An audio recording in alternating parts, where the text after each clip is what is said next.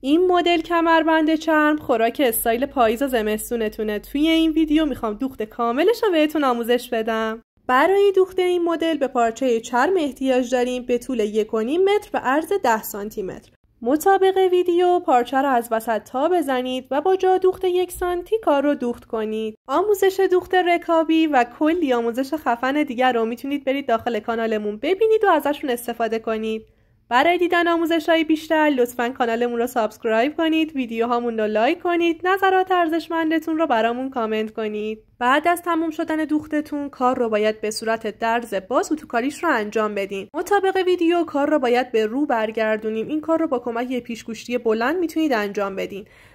اول کار رو یک مقدار با دست باید به سمت رو برگردونید و با کمک پیشگوشتی کار رو به بیرون هل بدین.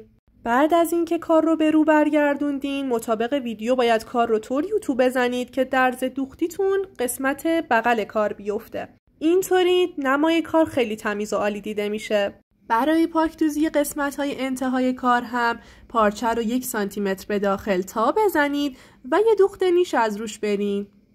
پاکدوزی قسمت‌های انتهایی هم همینقدر تمیز میشه. دوخت نهایی هم دوخت نما هستش که با فاصله 1 پایه از هر طرف باید این دوخت رو انجام بدیم.